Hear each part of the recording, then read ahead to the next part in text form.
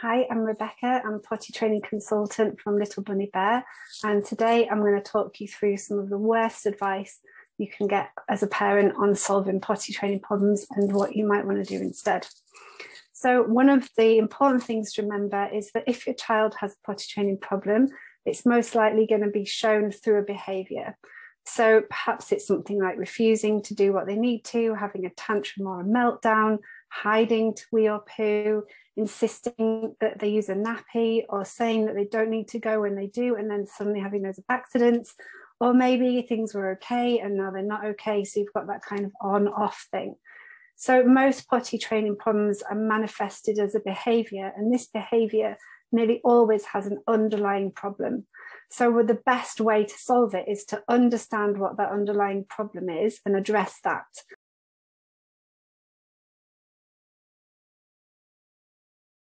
The most common thing is to think that your child is not ready. So many parents will say to you, oh, maybe they're just not ready, you should wait. We had this problem when we were potty training. We went back to nappies and afterwards everything was fine and it just clicked into place. So it's really easy to be seduced into thinking that the problem you've got is because your child isn't ready, but that is definitely not the case.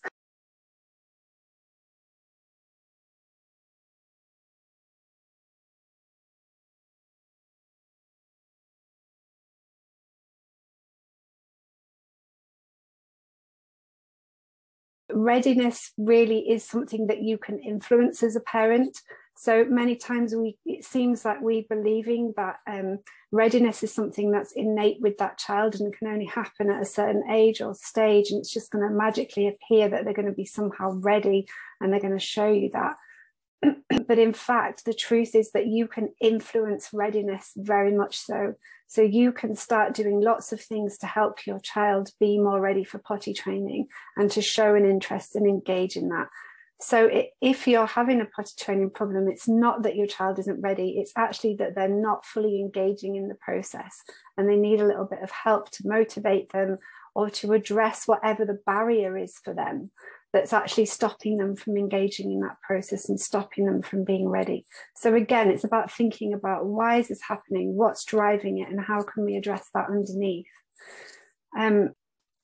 One of the most common things is that your child will need a lot more control than you're currently giving them. And so that can often result in resistance or refusal. And that's the most common problem that people potty training have.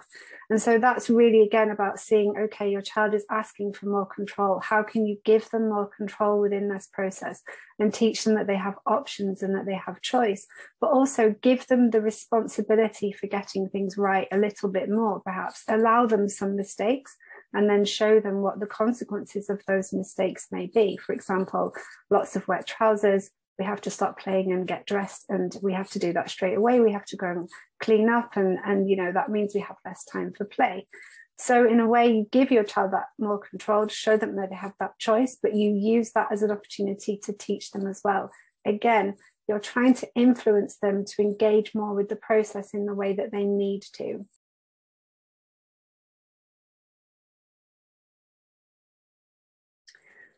Okay, the second piece of advice that you'll often get is that there should be one method of potty training, and that if you didn't follow that method, that's why it's going wrong. Oh, you just need to do the naked thing, or no, you just need to keep them in nappies and do it that way, or whatever. And what I've understood from helping lots of people with potty training so far is that there isn't one method that suits every child. What we know is that within research and literature, the naked method is the most frequently cited method that's shown to be effective for the majority of children. However, that doesn't mean all children. So maybe your unique child needs something else. So it's not necessarily, though, also about changing the method. It's about thinking about your unique child.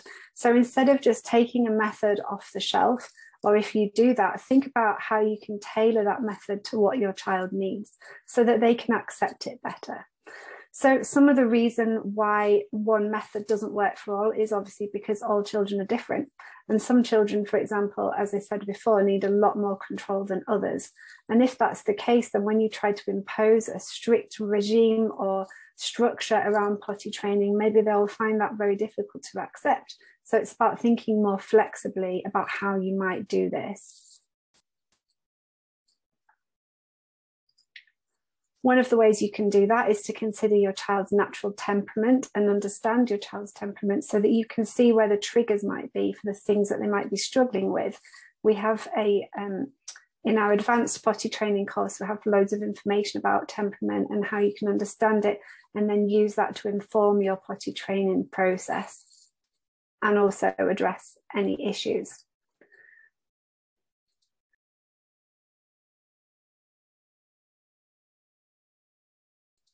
Okay, the third thing that you often hear is that what you need, in fact, is to go and buy something. So you need a sticker chart, or you need a star chart, or maybe a musical potty, or a special app, or a special watch, or a book, or a song, or whatever.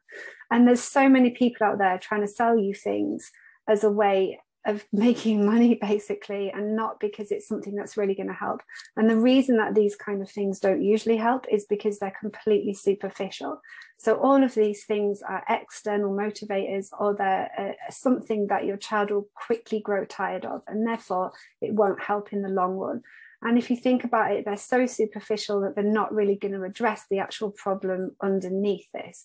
So what I'm really trying to say in this video is that if your child has a problem, there'll be something driving that problem, and the best way to solve it is to try and understand what that is and what is actually encouraging your child to behave this way or to have this issue, and address that at the same time as addressing any of the superficial elements.